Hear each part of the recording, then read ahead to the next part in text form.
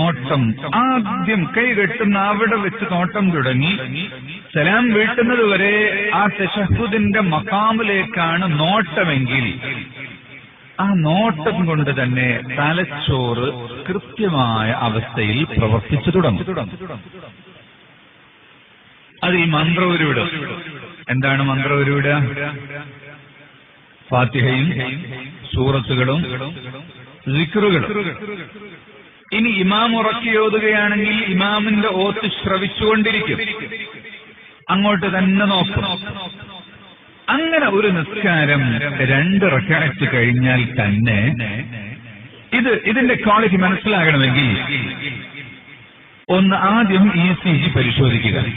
Heart ECG പരിശോധിച്ചതിന് ശേഷം നിസ്കാരം കഴിഞ്ഞ ഉടനെ ഒന്നുകൂടെ ECG പരിശോധിച്ചാൽ നിസ്കാരം കഴിഞ്ഞപ്പോഴുള്ള ECG അത് മാറിയിട്ടുണ്ടാകും.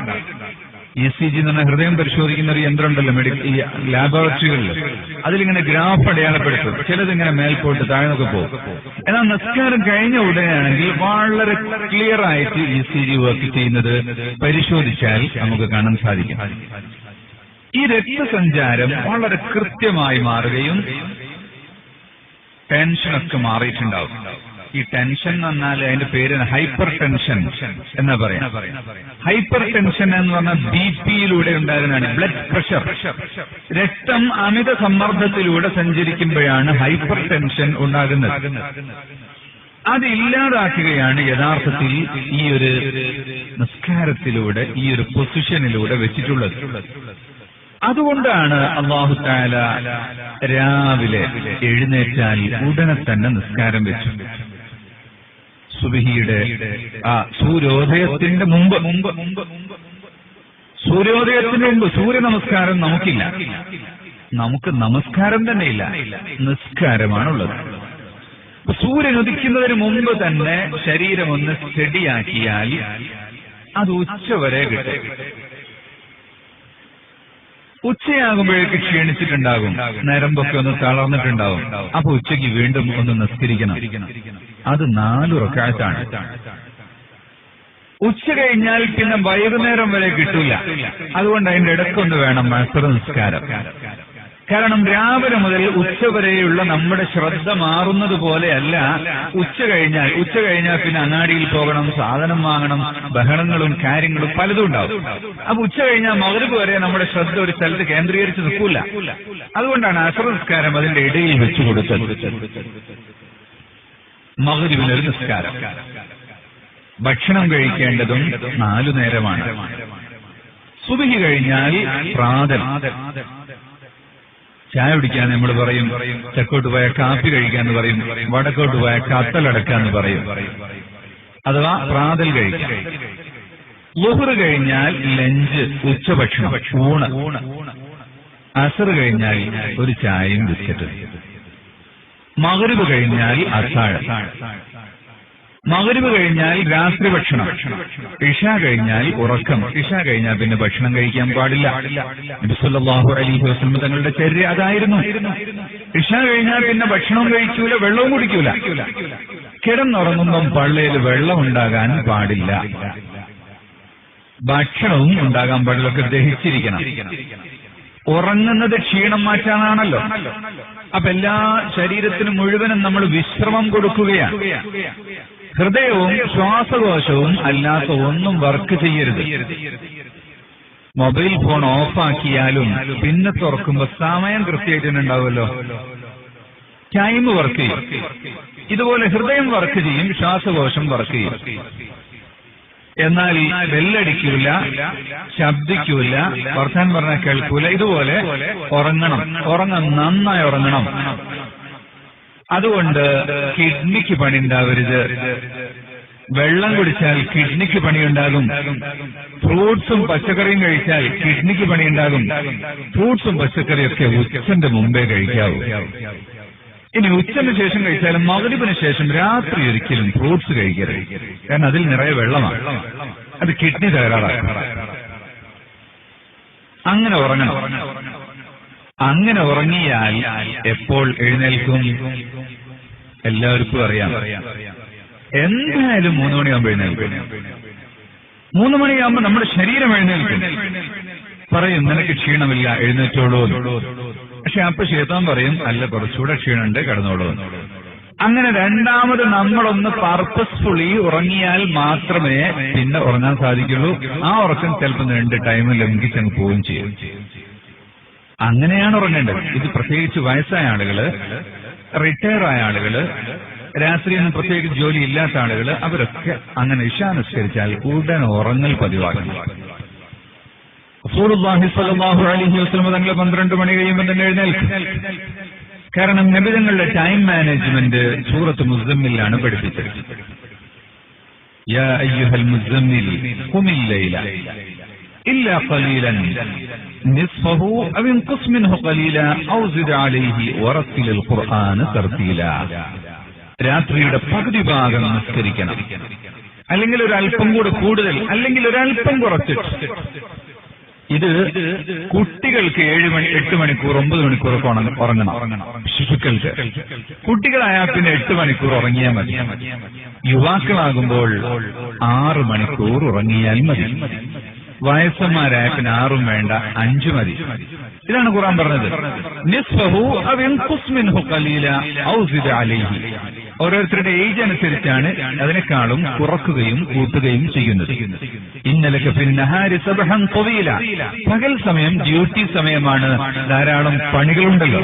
അപ്പൊ രാത്രിയിൽ ഇബാദത്തിനും ഉറക്കത്തിനുമാണ്. വറത്തിലിൽ ഖുർആന തർതീല. ഖുർആൻ തർതീലായി ഓതിക്കൊണ്ട് നിസ്കരിക്കണം കഴിയുന്നവർ.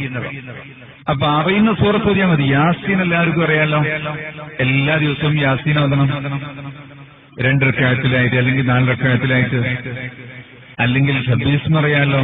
ചിലർക്ക് തബാറക അറിയാമല്ലോ, അത് ഓതണം. നീട്ടി ഓതണം, ചെറിയ ശബ്ദത്തിൽ, വലിയ ശബ്ദം അല്ലാത്ത കോലത്തിൽ.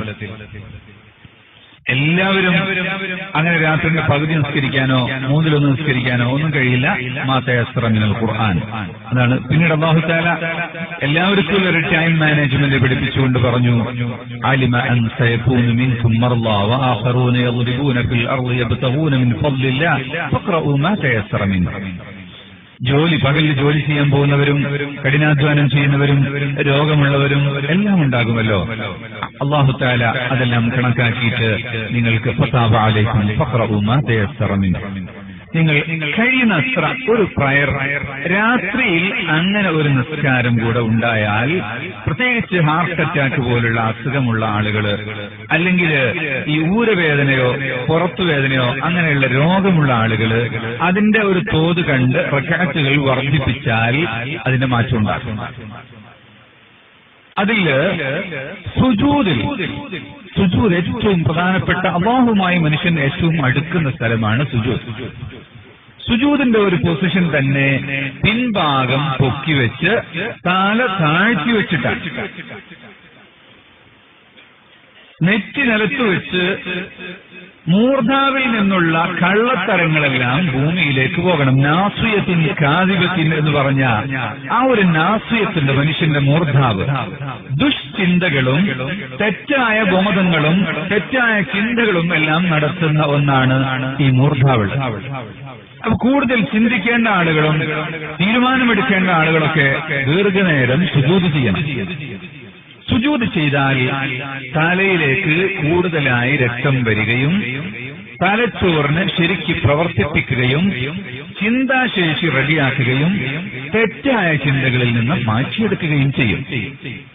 ആധുനിക ശാസ്ത്രം പറയുന്നത് ഈ വിളക്കിന്റെ വെളിച്ചം നമ്മുടെ ശരീരത്തിലേക്ക് ഒരു എനർജി കയറ്റുന്നുണ്ട്, ഫോട്ടോജനിക് എനർജി.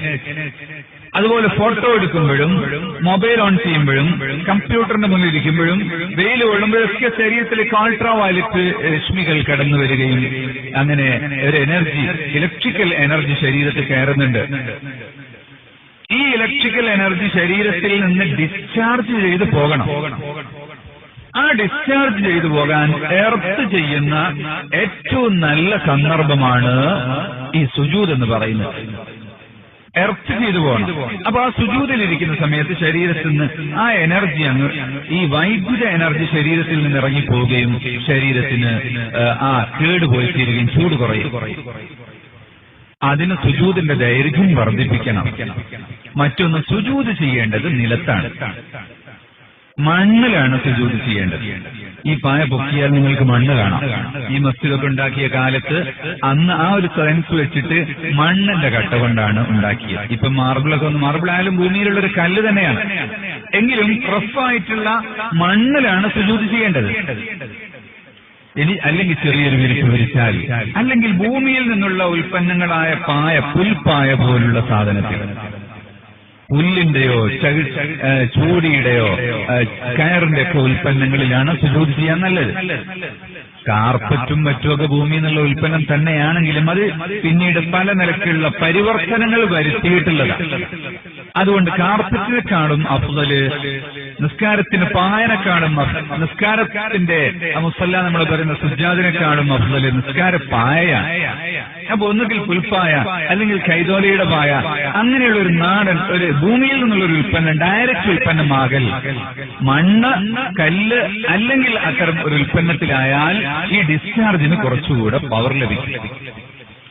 അപ്പൊ അങ്ങനത്തെ ഒരു സുജൂദ് എങ്ങാനും ഒന്ന് കഴിഞ്ഞാൽ പിന്നെ ഒരു തീരുമാനം എടുക്കാൻ പോവുകയാണെങ്കിൽ ആ തീരുമാനത്തിന് വ്യക്തതയുണ്ടാകും. അതുകൊണ്ടാണ് ചില വിഷയങ്ങളിൽ തീരുമാനം എടുക്കുമ്പോൾ ഇസ്തിഖാറത്തിന് നിസ്കാരം വേണമെന്ന് പറഞ്ഞത്.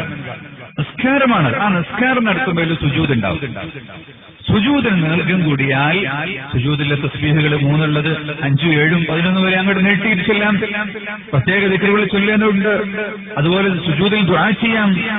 കാരണം ആ ഒരു പൊസിഷനിൽ സുജൂദിന് എന്താ മലയാളത്തിൽ പറയാൻ?